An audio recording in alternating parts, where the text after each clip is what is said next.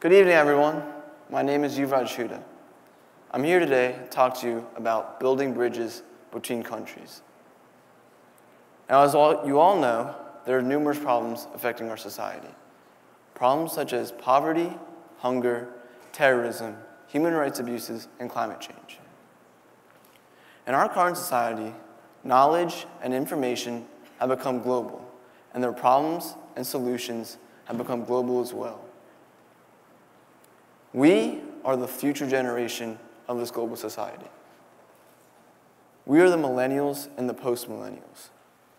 We have the energy and intention to make a change, and therefore it is our duty to do so.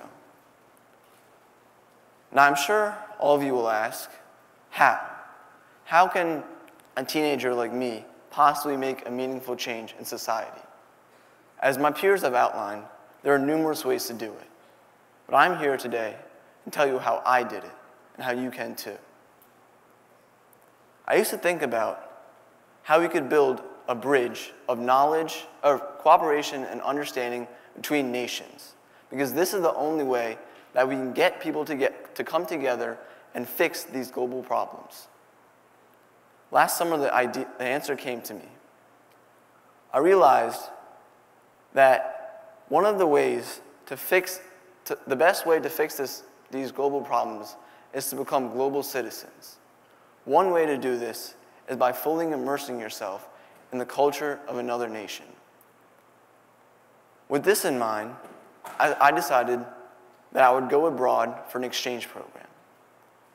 By learning to work closely with the people of another nation, this was the best way I could build this bridge of cooperation, understanding, given that it might be on a small scale. Now, obviously, I was nervous when I made the decision, as I'm sure all of you have felt when doing something new. At this time, as you all know, there was a lot of tension between the Latin American community and the United States, whether it was from our immigration policy dividing the families of Hispanics or trying to get Mexico to build the border wall. There was a lot of tension between our two nations. And now, contrary to what most people would have thought, I decided that this was the best time to go to a place where anti-US sentiment was high. And I chose Mexico. They are our neighbors, and we rely on them for trade, and they do as well. Now, upon hearing my decision, my well-meaning friends told me every reason why I should not go. They told me how the corrupt politicians and the drug cartels ruled the streets and suppressed the voice of the common people. They even told me how, in 2017, the homicide rate was the highest that had ever been in Mexico. Now, there are numerous reasons why I should have not gone or why I could have not gone. I could have easily told myself that going through these hardships wouldn't have made any difference, and it was better if I stayed at home. But I realized that if I wanted to become a global citizen, and I wanted to make a small change in this world, then I had to do it. So, last fall, I was one of 27 students on my way to Mexico for this exchange program. However, I was the youngest in the group. I was the only high school student amongst 26 college students already strong in Spanish and going there to polish their Spanish skills. We were immediately thrust into the full immersion experience. We were enrolled in Oaxaca University, and all of our classes were in Spanish, college-level classes in Spanish. I'm sure you can guess my grades weren't the greatest, but that's not what was important.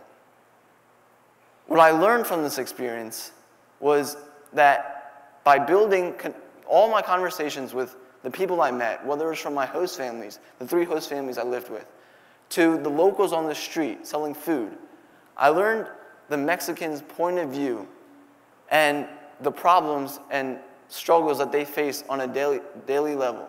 By interacting with them on a personal level, I understood what they needed help with. It was at this time that a very significant event occurred. A 7.1 magnitude earthquake occurred in Mexico City. And not only did it kill over 600 people in Mexico City, it injured over 3,000. And it affected the neighboring state, Puebla, as well. Now, luckily, I was in Oaxaca, and I was not affected, but others weren't so lucky. One of the students in my university, who was a local, told me that he would have to miss a month worth of school to go see his brother who had been injured in the earthquake in Puebla. And he told me that he had absolutely no money to even afford the flight there, let alone the medical expenses. And it was at this point I realized that I needed to help him. Like, I'd never met this person before in my life. I knew nothing about him. But I realized that this was my opportunity to become a global citizen and help people in need. So I reached back home, and I was able to gather $350 towards his cause. And the next week, when I met him in school, I gave him the money, and the look on his face was something I will never forget.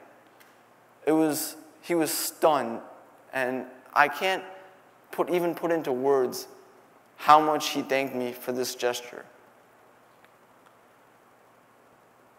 He went to Puebla, and he was able to pay for his brother's medical expenses.